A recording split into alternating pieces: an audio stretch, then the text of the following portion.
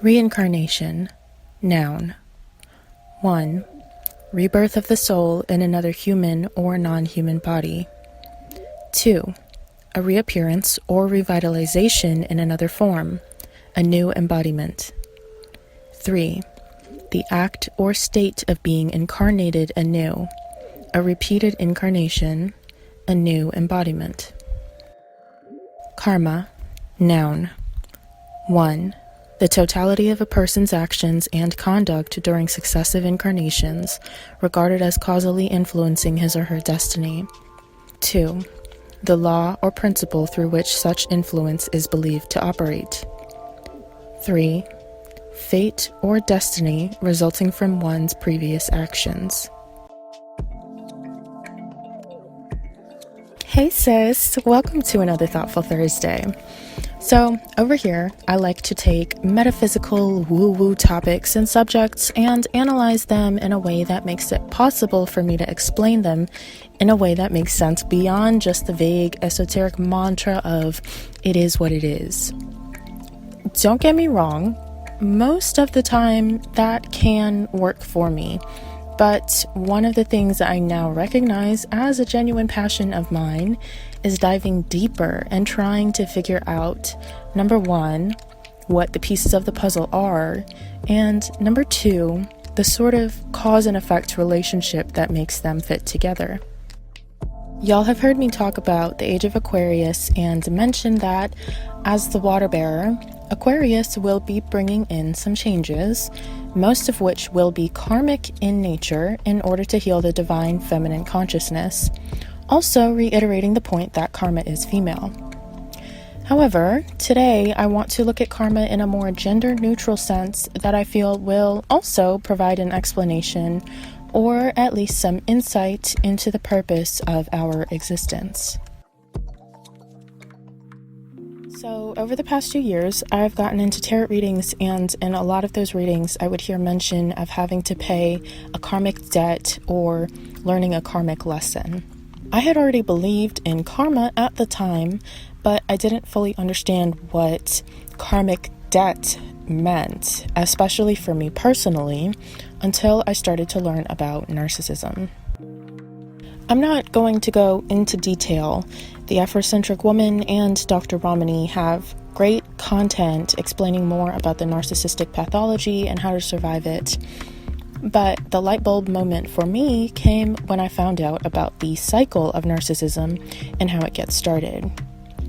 See, narcissism is itself a generational curse in that its origins begin with the parent and child dynamic. If one or both parents are narcissists and that child doesn't do their shadow work, this will then affect the child by turning them into a narcissist or turning them into a codependent target for other narcissists. The cycle plays out for the rest of their life and is continued with their own offspring until someone course corrects. So what I'm saying is, narcissism is a karmic cycle because the choices and actions of the parent have a direct correlation with the choices and actions of the offspring. Karma and reincarnation are very intertwined in that the karma you acquire has a direct impact on the way you reincarnate, aka your next life. When I began shadow work and examined the relationships of my life and considered what karmic lessons I needed to learn, I realized that there were direct parallels between the relationships I was forming and the dynamic that was modeled to me by my parents. Hearing that the karmic debt was acquired in a past life, I realized that the past life was referencing my parents/ancestors. Think about this not just in relation to the teachings they pass on to you, but also in the fact that you, in a way, actually are your parents because it is their essence that was used to create you, via their own personality as well as their actual DNA. Let's back up a bit and talk about instincts. When you hear scientists talk about animals' instinctual responses to certain stimuli, they're referring to the experiences that are passed down from one generation to the next. i.e., how monarch butterflies learn to lay their eggs on milkweed plants so the caterpillars eat them and become poisonous, increasing their chances of survival because potential predators then learned to avoid eating them. The experiences of each generation become a genetic guide that gets passed on to the next one. So, reincarnation is really a metaphor for our lineage, our family ties. That's basically what generational curses are. It's us following the dysfunctional guidelines laid out by our parents, causing us to repeat their mistakes, and they, in turn, were repeating the mistakes of their parents, and so on. So, the principle of karma and being a good person so you will live a good life in the next round is a metaphor for being a good parent so that you will live a good life through your offspring. Us getting a better life in reincarnation translates to us healing from childhood trauma and breaking generational curses and just being a fulfilled human being. Consider also how the way we teach our children influences the way they remember us when we've passed on. Are we held in high or low regard? Are we in heaven or hell in our offspring's minds? When we learn how to navigate life healthily and successfully, we raise children who love us and then allow us the luxury of spoiling our grandchildren and or living out the rest of our lives surrounded by loving family members, as opposed to alone and neglected in a nursing home. This, of course, can also be related to the concepts of heaven and hell. If you have a good reputation, your name is now attached to a legacy that lives on in fame and glory, aka eternal heavenly life. If you neglect your legacy, aka your children, your kids and or your name will then be cursed/damned to hell, unless, of course, someone breaks the cycle. This is also why you'll hear us in the Femininity circle often refer to childbirth as immortality through your womb and warn you to be very selective with the man you choose to grant that privilege to. Let me take a moment to clarify that that is not a shot against single mothers. I was raised by a married, pretty much single mother, so I know how hard it is to not have a proper man as a mate. With that said, having children in less than ideal circumstances and becoming a single mother is not an excuse to settle and give up on your own dreams. Ideally, you'd want to settle these debts before you have children, but as a human being, you should always be evolving and working on becoming your best self, because regardless, your child/children are learning from your example.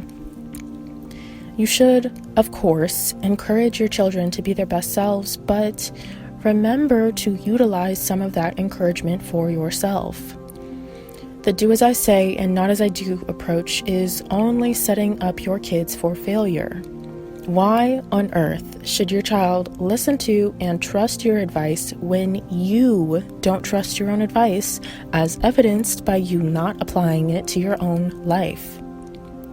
And then, if we don't learn the very necessary skill of introspection and self-awareness, we will subconsciously follow in our parents' footsteps, with our egos making us foolishly believe that we will be the exception to the rule that has been repeating in our bloodline. The silver lining in all of this is that where there are karmic debts, there are also karmic rewards. And from a certain perspective, they are one and the same. After doing my shadow work, I realized that the trauma I endured is a direct result of the upbringing my parents put me through, and I of course wouldn't go through it again. Even still, this doesn't stop me from believing that everything happens for a reason. While I may not like my parents as individuals, I can't say that I wish to have different parents, because I know that having them as my parents is a huge part of the reason why I am the woman I am today, and I love the woman I am more than anyone else on this earth. After paying the karmic debt of repeating my parents' mistakes, I learned the karmic lessons to course correct, earning me the karmic reward of a blessed lifetime in this one and the next through my children. Is it fair that I had to learn these lessons the hard way because my parents didn't set the proper example? Of course not. This 100% could have been avoided. But it's important for you to learn and understand that while this world definitely balances itself out, society's idea of, quote, fairness is a fairy tale. There is an unavoidable hierarchy to life, and whining and pining for its abolishment is a waste of energy. Some of us will have to work harder than others as a result of our parents' poor planning. It is what it is. The actual fairness comes in the fact that we all have the possibility to manifest our dream life. Whether or not that happens is up to our own individual mind's evolutionary adaptability and willpower. It's been a beautiful thing to witness all the light workers carrying out their respective soul missions on this platform, and to see the way all of you resonate with the content. But it's important to remember that none of us are actually here to solve your problems for you. When we iterate various concepts, rules, and strategies, or give our perspectives, that information is simply a guide. The real learning comes when you actually act. Anyone can tell you how to ride a bike, but you won't get the hang of it until you actually get on one and get a feel for yourself. Any solutions or lessons that will be best for you can only be chosen by you. Yes, we share similar experiences and desires, but our journeys and soul missions are unique. Every woman isn't going to want kids. Every woman won't want to settle down. Hell, every woman, for whatever reason, won't even want to be hypergamous. When we speak to you, it's meant to assist you in developing a better understanding of what you need/want for the most ideal experience, not necessarily to tell you exactly how to live. Your life is your own. Now, what are you going to do with it? And now, a parting prayer. Angels, ancestors, and guides, we ask that you grant us the serenity to accept the things we cannot change, the courage to change the things we can, and the wisdom to know the difference. You've got this, babe. I love you, and I'll talk to you later.